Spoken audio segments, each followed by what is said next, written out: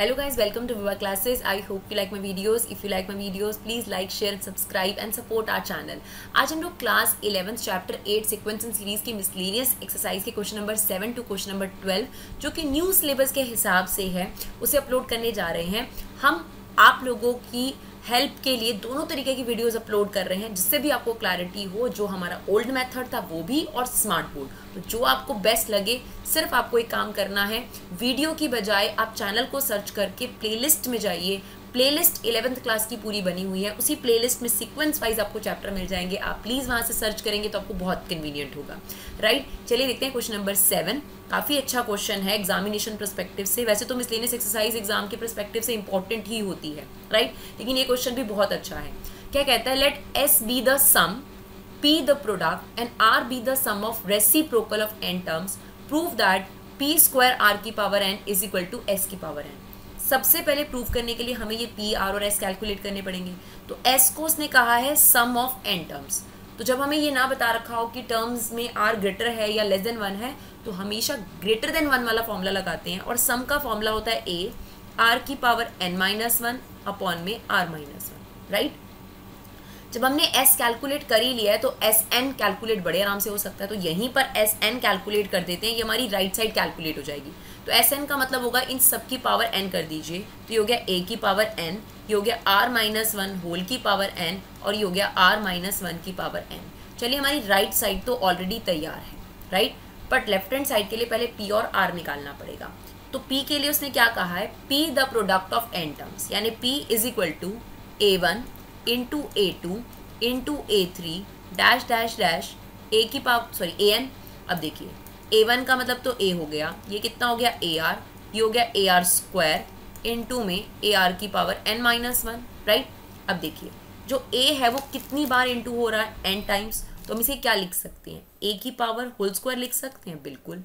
और जो R है यहाँ पर उसे बेस में लिखा हमने, और पावर्स जो हैं वो ऐड हो जाएंगे क्योंकि ये मल्टीप्लाई हो रहा है। तो ये बन जाएगा 1 + 2 + 3 डैश डैश n, राइट। अब अगर हम ध्यान से देखें तो जो r की पावर है वो एक AP है, राइट। अगर आप देखेंगे कॉमन डिफरेंस सेम है। और यहाँ पर AP के सम का आप कौन सा फॉर्मूला लगा सकते हैं, n/2 2a + n-1d। एक तो ये फॉर्मूला होता है हमारे पास, और एक और फॉर्मूला होता है n/2 a + l। तो यहाँ पर कन्वीनियंट रहेगा कि हम ये वाला फॉर्मूला लगाएं, राइट। तो देखिए n की जगह पर क्या आ जाएगा यहाँ पर, ये देखिए सॉरी n-1, राइट। देखिए 1 + 2 + डैश डैश n-1, ठीक है, क्योंकि बेस सेम था तो पावर्स क्या हो गई, ऐड। तो अब देखिए फर्स्ट टर्म क्या है यहाँ पर, फर्स्ट टर्म है a और जो d है डिफरेंस है वो 1 और n की जगह n-1 ही है। तो ये वाला फॉर्मूला लगा रहे हैं हम, कौन सा, n/2 a + l वाला। तो n की जगह कितना आ जाएगा n-1 अपॉन 2, a कितना है 1 और लास्ट टर्म कितनी है हमारी n-1। अब देखिए 1 से 1 यहाँ पर क्या हो गया, कट गया। चलिए अब हमारे पास क्या बचा वो लिखते हैं हम लोग। देखिए p is equal to a² और r की पावर सॉरी a की पावर n, सॉरी a की पावर n, क्योंकि a कितनी बार मल्टीप्लाई हो रहा है, n टाइम्स मल्टीप्लाई हो रहा है, तो a की पावर कितनी हो जाएगी हमारे पास n। तो हो गया a की पावर n और ये आ गया r, ये वाला n बचा आपके पास, तो n-1 अपॉन 2, क्लियर। अब हमें जो प्रूव करना है उसमें हमें क्या चाहिए, p² चाहिए। तो हम एक काम करते हैं, हम p² यहीं कैलकुलेट कर देते हैं। p² का मतलब क्या है, इसका होल स्क्वायर कर देंगे हम लोग, तो इसकी पावर भी 2 कर देंगे, इसकी पावर भी 2 कर देंगे। देखिए जो हमने p कैलकुलेट करा है उसका हम क्या कर रहे हैं, होल स्क्वायर कर रहे हैं, राइट। तो ये p² हो गया, ये कितना हो जाएगा a की पावर 2n, और जब हम इसकी पावर 2 लगाएंगे तो ये वाले 2 से ये वाला 2 कट जाएगा और r की पावर n-1 बचेगा। Is it okay. देखिए जो 2 है ये इस पर भी अलग लगानी है, इस पर भी अलग लगानी है, सिर्फ इससे नहीं काट सकते आप, दोनों पे पहले अलग अलग अप्लाई करेंगे तो हो जाएगा a की पावर 2n और ये कितना हो जाएगा 2 से 2 कट हो जाएगा, राइट। चलिए हमारे पास p² भी तैयार है, Sn भी तैयार है। अब हमारा बचा Rn। तो R क्या बोला है उसने, R is the reciprocal of the sum of terms. तो इसका मतलब 1/a 1/a2 1/a3 dash dash 1/an तक लेना है हमें, राइट। चलिए अब देखते हैं क्या करेंगे इसको हम।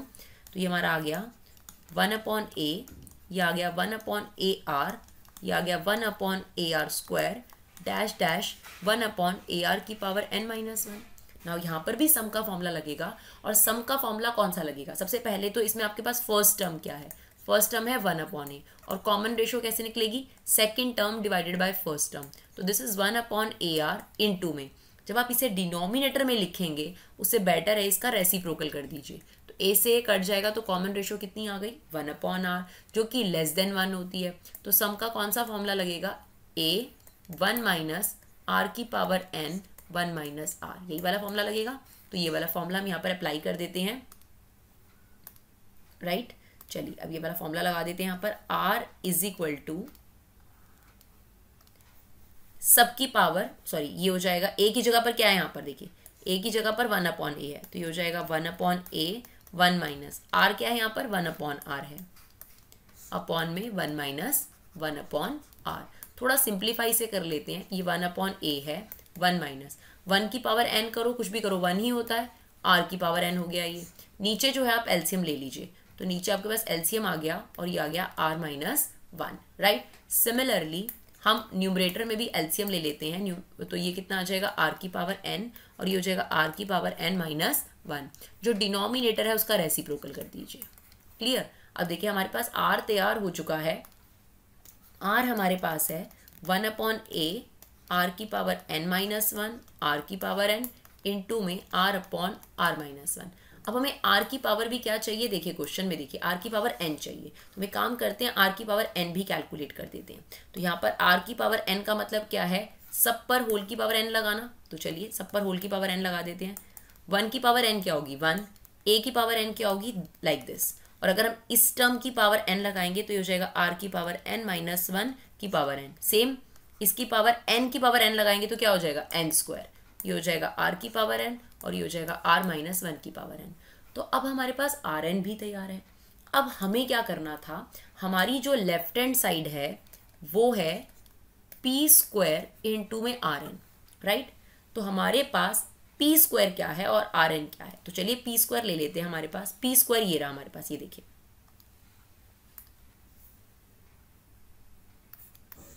ये वाली p² की वैल्यू ले लेते हैं। चलिए p² की वैल्यू लेते हैं फटाफट से,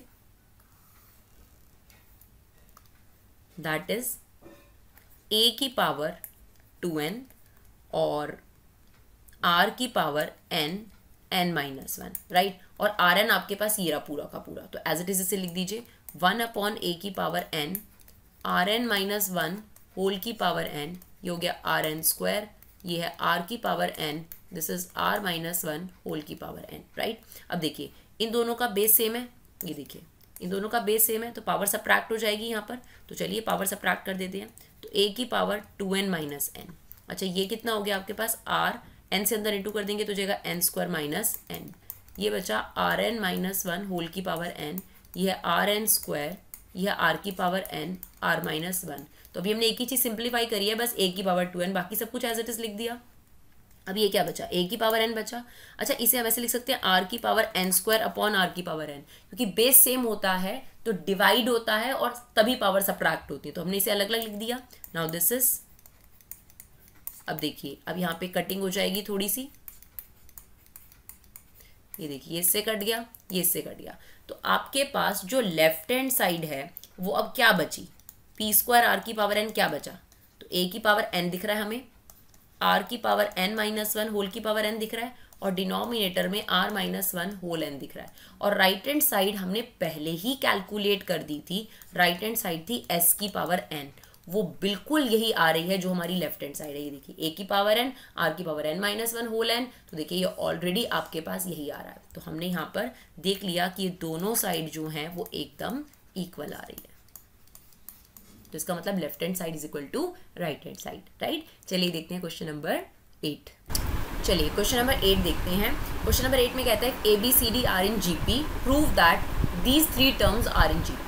हमने आपको पहले भी बताया कि अगर 3 टर्म्स GP में हो तो ऑब्वियस सी बात है कि B/A C/B के इक्वल होगा, क्यों, that is equal to common ratio. तो इससे आपके पास क्या आ जाता है, B² is equal to AC। इसका मतलब हमेशा GP में अगर 3 टर्म्स हों तो बीच वाले का जो स्क्वायर होता है वो दोनों एक्सट्रीम टर्म के मल्टीप्लिकेशन के इक्वल होता है। बिल्कुल उसी तरीके से हमें इस क्वेश्चन में प्रूफ बनाना है, राइट। तो हम इस क्वेश्चन में गिवन क्या है और प्रूफ क्या है पहले वो लिख देते हैं। तो गिवन हमारे पास ये है कि ABCD GP में है।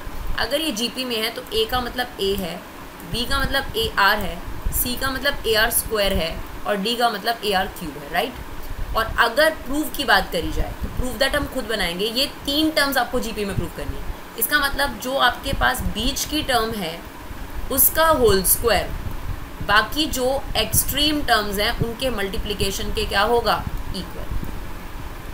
आप इसे बिल्कुल ए बी सी की तरह ट्रीट कर सकते हैं, जिसमें बी का स्क्वायर इन दोनों के मल्टीप्लाई के इक्वल है। तो हमें ये प्रूफ करना है। तो चलिए सॉल्यूशन करना शुरू करते हैं। लेफ्ट हैंड साइड सबसे पहले लेते हैं। तो लेफ्ट हैंड साइड है हमारे पास बी एन सी एन का होल स्क्वायर। ना बी की वैल्यू कितनी है ये रही, देखिए। तो इसकी पावर एन कितनी लगेगी, तो ये हो जाएगा ए एन आर की पावर एन। सी एन क्या है, ये रहा, तो ये हो जाएगा ए एन आर की पावर 2n और होल का क्या चल रहा है आपके पास, स्क्वायर। चलिए अब इसमें से क्या कॉमन है, ए एन कॉमन है, आर एन कॉमन है। तो अगर ए एन आर एन आपने कॉमन ले लिया तो फर्स्ट टर्म में तो यही बचा। यहाँ पर ए एन चला गया, आर एन चला गया, क्या बचेगा, आर एन। और पूरे की पावर क्या है आपके पास, होल स्क्वायर। तो दोनों पे अलग अलग स्क्वायर लगाएंगे। तो अगर ए एन की को 2 से मल्टीप्लाई करेंगे तो क्या हो जाएगा, ए की पावर 2n, ऐसे ही आर की पावर 2n और ये आपके पास होल स्क्वायर, राइट। तो ये हमारी लेफ्ट हैंड साइड हो गई। अब बारी आती है हमारी राइट हैंड साइड। तो हमारी राइट हैंड साइड है, ये देखिए, ये रही, a n plus b n and c n plus d n. चलिए ए की वैल्यू तो ए ही है, ये देखिए यहाँ पर, तो इसको तो ए एन लिख देते हैं। बी की वैल्यू कितनी है, ये रही ए आर, तो ये हो जाएगा ए एन आर एन। सी की वैल्यू कितनी है, देखिए ऊपर देखिए, ये रही ए आर स्क्वायर, तो ये कितनी हो जाएगी आपके पास, ए की पावर एन आर की पावर 2n प्लस डी की पावर n। इसकी पावर n करिए, कितना हो जाएगा आपके पास। बेशक आप यहीं पर इनका n कैलकुलेट कर सकते हैं। देखिए ए एन तो क्या होगा, ए एन होगा, बी एन क्या होगा, ए एन आर की पावर n, और सी एन कितना होगा, ए एन आर की पावर 2n, और डी एन कितना होगा, ए एन आर की पावर 3n। आप यहाँ पे भी रख सकते हैं इसको कैलकुलेट कर कर। ये हो गया ए एन आर की पावर 3n। अब देखिए इसमें से क्या कॉमन है, आप देखिए इसमें से आपके पास ए की पावर n कॉमन है, क्या बचेगा, 1 प्लस आर की पावर n, और यहाँ से ए की पावर n और आर की पावर 2n दोनों कॉमन है, तो यहाँ बचेगा 1, यहाँ से ए एन जा चुका है, आर की पावर 2n जा चुका है, तो क्या बचेगा, आर की पावर n। अब देखिए इन दोनों का क्या है, बेस सेम है, पावर्स ऐड हो जाएंगी, तो n प्लस n कितना हो गया, 2n, और ये आर की पावर 2n तो था ही हमारे पास, और ये दोनों क्या हो जाएंगे, होल स्क्वायर, तो ये हो जाएगा 1 प्लस आर एन की पावर होल स्क्वायर। तो आप चेक कर सकते हैं कि लेफ्ट हैंड साइड जो है वो राइट हैंड साइड के इक्वल है, राइट। चलिए देखते हैं नेक्स्ट क्वेश्चन, क्वेश्चन नंबर 9। चलिए question number 9, that is also very important question examination के परस्पेक्टिव से। देखिए बहुत बार एग्जाम में पूछा जाता है, if A and B are the roots of the quadratic equation and C and D are the roots of the quadratic equation x square minus 12x plus q is equal to 0 where A B C D are in G P, prove that q plus P ratio q minus P is equal to 17/15। तो देखिए सबसे पहले हमेशा याद रखिए कि अगर आपको 4 वेरिएबल मिसिंग है तो 4 इक्वेशंस तो बननी चाहिए, तभी आपका काम होगा। तो चलिए ये चीज़ क्लियर हो गई हम लोगों को। अब जो जो इन्फॉर्मेशन गिवन है उसके हिसाब से काम करते हैं। देखिए सबसे पहले हमें क्वाड्रेटिक इक्वेशन दी है x square minus 3x plus P is equal to 0। तो 10th क्लास में हमने एक चैप्टर पढ़ा था जिसमें हमने पढ़ा था कि कोई भी क्वाड्रेटिक इक्वेशन कुछ इस तरीके से होती है, as x plus P is equal to 0, जहाँ पर एस का मतलब होता है सम ऑफ द रूट्स, यानी यहाँ पर इसके रूट्स क्या हैं, ए प्लस बी, और प्रोडक्ट ऑफ द रूट यानी ए बी। तो ऑन कंपैरिजन आप बताइए ए प्लस बी की वैल्यू कितनी हो गई, 3 हो गई, और ए इंटू बी की वैल्यू कितनी हो गई आपके पास, पी हो गई। Is it okay? बिल्कुल सिमिलरली हम यही चीज़ सेकेंड क्वाड्रेटिक इक्वेशन के साथ भी कर सकते हैं, that is x square minus 12x plus q is equal to 0। Same, तो यहाँ पर जो रूट्स हैं वो कौन है, और यहाँ पे माइनस ही होता है, फॉर्मूले में भी याद रखिएगा यहाँ पर माइनस होता है, स्टैंडर्ड जो फॉर्मूला है हमारे पास उसमें भी माइनस ही होता है। क्लियर? अब देखिए यहाँ पर product sum of the roots ये हैं और प्रोडक्ट ऑफ द रूट्स ये हैं, तो on comparison c plus D की वैल्यू कितनी हो गई 12, और c इंटू डी की वैल्यू कितनी हो गई आपके पास की। तो हमें p और q की वैल्यू चाहिए अगर हमें ये प्रूव करना है, और p और q की वैल्यू डिपेंड कर रही है a b c d की वैल्यूज पर। तो चलिए फटाफट से देखते हैं। देखिए अब हमें एक और चीज़ दी थी कि a b c d GP में है। अगर a b c d GP में है तो a का मतलब a, b का मतलब AR, और c का मतलब AR स्क्वायर, और d का मतलब क्या होगा, AR क्यूब, राइट। तो वही हमने यहाँ पे इस इक्वेशन में रखना है, a का मतलब a है, b का मतलब AR है, इज इक्वल टू 3। अब इसमें से a कॉमन है, क्या बचेगा, 1 plus r is equal to 3, that is my first equation, right. Similarly मैंने यहाँ पर भी करना है c प्लस d। अब देखिए c की वैल्यू कितनी है, ये रही, देखिए ए आर स्क्वायर, तो ये हो जाएगा A R square plus A R cube is equal to 12। क्या कॉमन है यहाँ से, ए आर स्क्वायर कॉमन है, क्या बचेगा 1 plus R is equal to 12। ये मेरी सेकेंड इक्वेशन है। तो देखिए आपके पास ए और आर दो वेरिएबल्स हैं, है ना, और दो इक्वेशंस आपके पास बन गई हैं 1 और 2। तो जनरली जीपी में इन दोनों इक्वेशंस को अगर हम डिवाइड कर दे तो हमारा काम हो जाता है। तो हम सेकेंड इक्वेशन को डिवाइड कर रहे हैं फर्स्ट इक्वेशन से, second equation divide by first equation, right. तो चलिए अब डिवाइड करेंगे। तो लेफ्ट हैंड साइड में है A R square 1 upon R, और यहाँ पर है आपके पास ए 1 प्लस आर 12 अपॉन 3।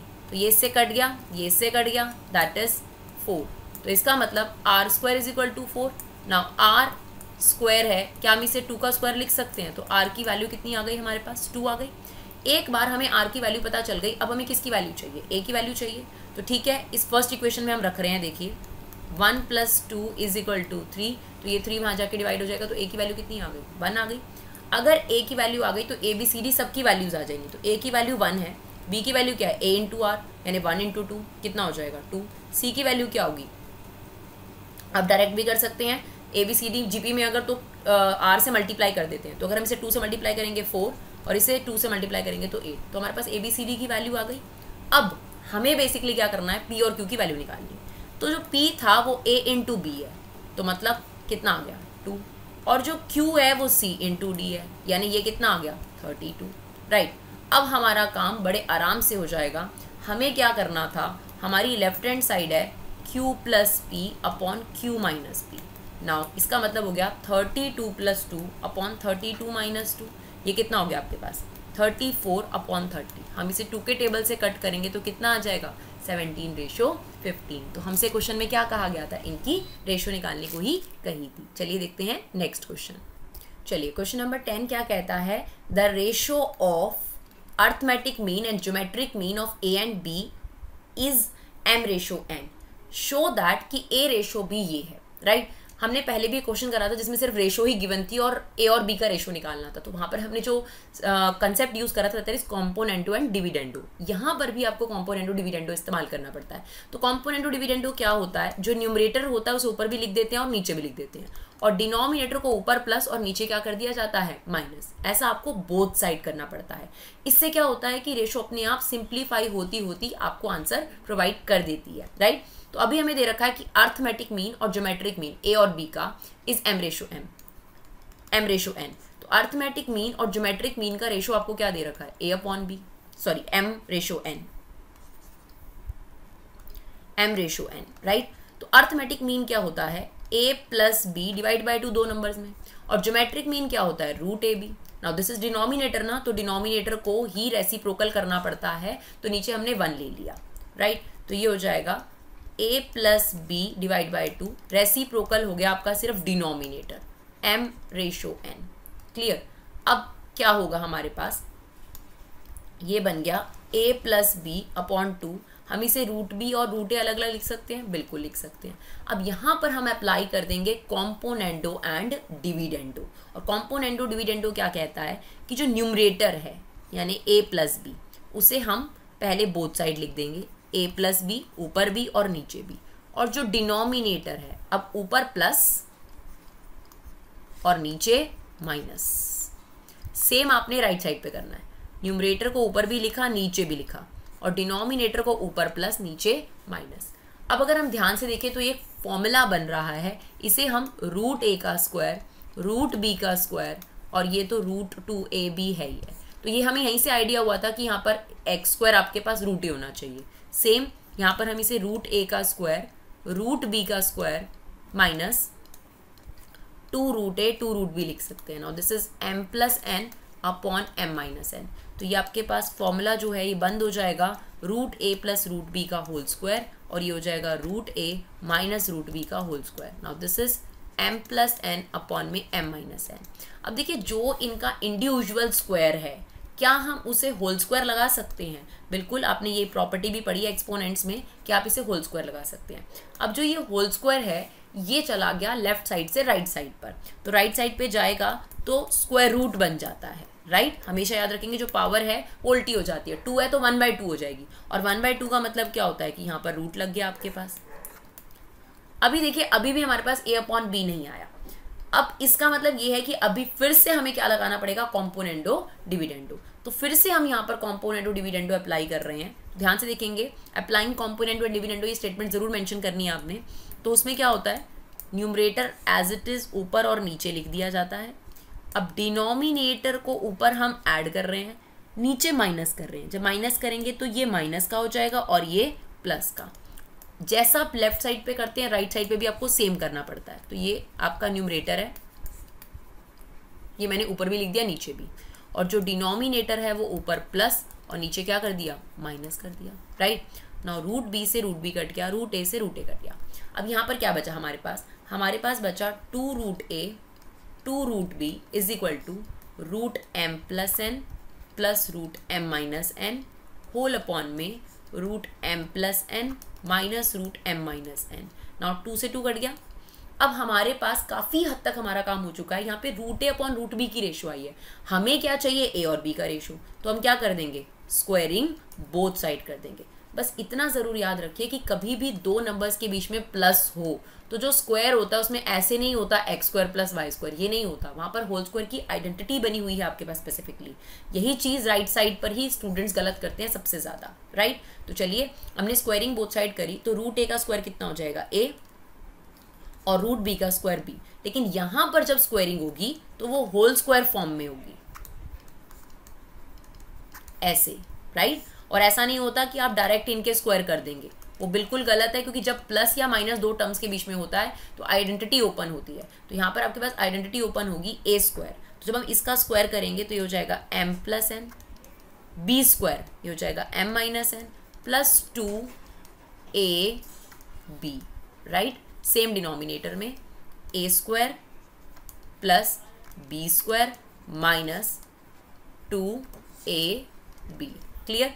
अब हमारे पास a upon b left side पर आ चुका है। अब राइट साइड पे देखिए n से n कट गया, यहाँ पर भी n से n कट गया, क्या बचा 2m प्लस 2, ये क्या हो जाएगा a plus B a minus B, क्या हो जाएगा a square minus B square. Same ये हो जाएगा 2m minus 2 m square minus n square, क्योंकि a plus B a minus B की आइडेंटिटी बन रही है और एक ही रूट में आप इन्हें ले जा सकते हैं, है ना। क्योंकि देखिए रूट 2 इंटू रूट 3, इसे हम एक ही रूट में ले जाकर मल्टीप्लाई कर सकते हैं, दैट इज रूट 6। सेम वही चीज़, अब 2 ऊपर भी और नीचे भी कॉमन आके कट जाएगा और आपको जो रिक्वायर्ड रेशो थी वो आपकी आ जाएगी, राइट। यही हमें ए और बी का रेशो चाहिए था, क्लियर। चलिए देखते हैं क्वेश्चन नंबर 11।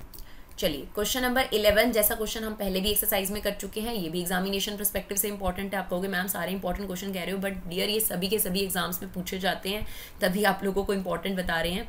चलिए क्वेश्चन नंबर 11 में आपको क्या करना है, find the sum up to n terms. देखिए जो क्वेश्चन आपके सामने है ना अभी फिलहाल, इसे हम स्पेशल सीरीज बोल सकते हैं, क्योंकि ना तो इनका डिफरेंस सेम आएगा ना इनका कॉमन रेशो सेम आएगा।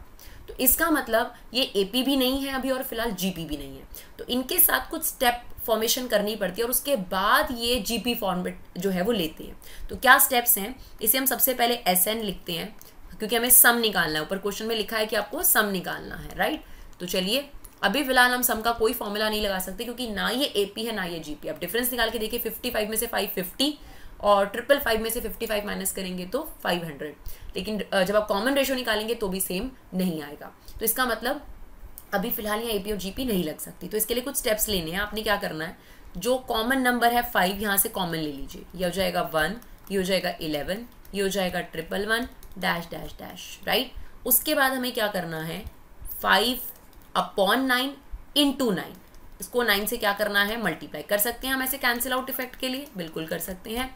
चलिए अब वो जो 9 है मल्टीप्लाई वाला उसे अंदर ले जाइए, ये हो जाएगा 9 99 999 डैश डैश डैश।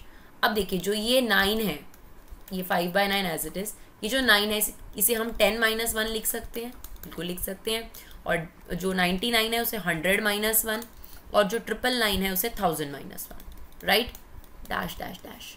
अब देखिए अब यहाँ पर आपके पास एक सीक्वेंस फ्रेम हो रहा है प्रॉपर। तो अब देखिए 10 + 100 + 1000 ऑब्वियसली + 10,000, इसका अलग सीक्वेंस बना लेते हैं, 10 + 100 + 1000 डैश डैश डैश। उसके बाद -1 -1 -1, ऐसा आपने कब तक किया होगा -1 n टाइम्स। तो -1 को किससे मल्टीप्लाई कर दिया हमने, n से मल्टीप्लाई कर दिया, राइट। Now this is 5/9।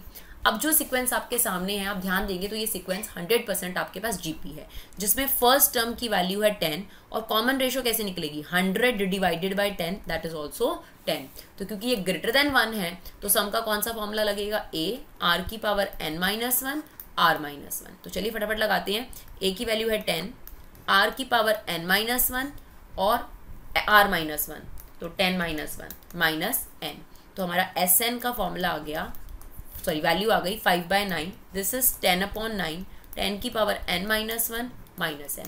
अब आप चाहें तो 5/9 को अंदर मल्टीप्लाई कर सकते हैं, नहीं तो एज इट इज छोड़ सकते हैं। तो हो जाएगा 50/81, 10 की पावर n-1 और ये हो गया 5/9 की पावर n, राइट। इसी का एक और पार्ट आपको दे रखा है, वो इम्पॉर्टेंट है क्योंकि ये वाला पार्ट तो आपने पॉइंट के बिना वाला पार्ट तो आपने एक्सरसाइज में भी देखा था, लेकिन जो इसका सेकंड पार्ट है वो पॉइंट में गिवन है आपके पास। तो क्या है वो पॉइंट, 0.6 प्लस 0.66 प्लस 0.666 डैश, इसका भी आपको सम निकालना है। तो क्या डिफरेंस है इसमें, हाँ जी थोड़ा सा डिफरेंस है, सिर्फ जब जीपी बनेगी उसके सम का फॉर्मूला डिफरेंट लगेगा, बाकी सारा प्रोसेस सेम है। तो हम इसमें से पहले 6 कॉमन ले लेते हैं, तो ये बन जाएगा 0.1, ये बन जाएगा 0.11, ये बन जाएगा 0.111 डैश डैश डैश, राइट। अब हम इसको क्या करते हैं, वही 9 से डिवाइड करा और 9 से अंदर मल्टीप्लाई, तो हो गया 0.9, ये हो गया 0.999, ये हो गया 9999 डैश डैश। अब इसको आप सिंप्लीफाई कर सकते हैं ना थोड़ा सा, तो इसे जरूर लिखिए। ये हो गया 2 के 3 के टेबल से कट कर। अब 0.9 को हम क्या लिख सकते हैं, 1 माइनस 0.1 लिख सकते हैं बिल्कुल, और इसको क्या लिख सकते हैं 1 minus 0.01, similarly 1 minus 0.001 dash dash dash, right. चलिए देखते हैं आगे। ये आ गया आपके पास 2/3। अब देखिए ध्यान से, +1 देखिए +1 +1 +1, ये कितनी बार हो रहा है +1, n टाइम्स। तो हमने इसको क्या कर दिया, n से मल्टीप्लाई। अब देखिए ये है -0.1 -0.01 -0.001, इन सब में से हमने माइनस कॉमन लिया, माइनस कॉमन लेने से क्या हो जाता है प्लस, अपने आप में ये एक अलग सीक्वेंस तैयार हो गया। अब पॉइंट में सॉल्व करने में थोड़ी दिक्कत होती है, तो हम इसे थोड़ा सिंप्लीफाई कर लेते हैं, पॉइंट हटा देते हैं। ये हो गया n, इसको हम लिख सकते हैं 1/10, राइट। इसे हम लिख सकते हैं 1/100 डेसिमल उड़ाकर। सेम इसे हम क्या लिख सकते हैं 1/1000। अब आप देखेंगे तो जो सीक्वेंस आपके सामने फ्रेम हुआ है दैट इज जीपी, क्लियर, जिसमें फर्स्ट टर्म की वैल्यू है 1/10 और कॉमन रेशियो कैसे निकलेगी 1/100 अपॉन 1/10, तो उसका उल्टा कर लो तो ये आ गया 1/10। अब ये लेस देन 1 है, अगर लेस देन 1 है तो सम का फॉर्मूला क्या लगेगा, a 1 माइनस r की पावर n 1 माइनस r। तो बस यही डिफरेंस है इसके फर्स्ट पार्ट में और सेकेंड पार्ट में। तो यहाँ आ गया n माइनस a की वैल्यू कितनी है 1/10, 1 माइनस r की वैल्यू कितनी है 1/10, सेम 1 माइनस 1/10। अब हम इसे थोड़ा सा सिंप्लीफाई करेंगे, देखिए ये हो गया n, ये आ गया 1/10, नीचे आएगा 9/10, उसका रेसिप्रोकल ले लेते हैं तो 10/9 हो जाएगा, राइट। ये हो जाएगा 10/9 और ये है आपके पास, अगर मैच करना चाहें तो ये एलसीएम भी ले सकते हैं, बट आप इसे यहाँ भी छोड़ सकते हैं। अब आप क्या कर सकते हैं 2/3 को अंदर जो है वो मल्टीप्लाई कर सकते हैं और इसे ऐसे भी छोड़ सकते हैं, कोई ज़रूरी नहीं है। तो ये इंटू हो गया, ये हो गया 2/3 इंटू 1/9, ये हो गया 1 माइनस 1/10 की power n, that's it, right. चलिए देखते हैं क्वेश्चन नंबर 12। चलिए लास्ट क्वेश्चन है हमारे पास और बाकियों से बहुत ही आसान है। देखिए अब जो सीक्वेंस आपके सामने है ये ना एपी है ना ये जीपी है, सेम स्पेशल सीरीज है, तो लेकिन ये बाकियों से आसान है, 11 क्वेश्चन से आसान है। तो देखिए इसमें हमें क्या करना पड़ता है, ऐसे क्वेश्चन में हम nth टर्म पैटर्न ऑब्जर्व करके बनाते हैं। तो देखिए जो सबसे पहली टर्म इसमें दिख रही है वो है 2 4 6, यानी 2 का टेबल, 2 के टेबल को हम 2n लिख सकते हैं, बिल्कुल ठीक है। और जो नेक्स्ट टर्म है जो इनटू में इसके टर्म चल रही है वो इस टर्म से 2 प्लस करके, देखिए इसमें भी 2 प्लस करके 6 आ गया, 6 में भी प्लस करके, राइट। तो हम इसे लिख सकते हैं इट्स 2n + 2। बस अब हमारा काम हो गया। हमें क्या निकालनी है 20th टर्म, बस n की जगह पर हमने क्या पुट कर देना है 20, ये हो जाएगा 40 + 2। Now this is 40 × 42, that is 1680 is the answer. तो आई होप हमारी वीडियोस आपको यूज़फुल लगे। आपकी कोई भी सजेशन है प्लीज़ हमें कमेंट बॉक्स में आकर बताइए, कौन से चैप्टर पे वीडियोस चाहिए, कि किस तरीके की वीडियोस आपको अच्छी लग रही हैं, कोई इंप्रूवमेंट अगर आपको लगता है हमें करने की ज़रूरत है तो प्लीज़ सजेस्ट करिए और अपना कीमती समय निकाल कर इन्हें शेयर ज़रूर करिए। Thank you so much guys for love and support, keep supporting your classes.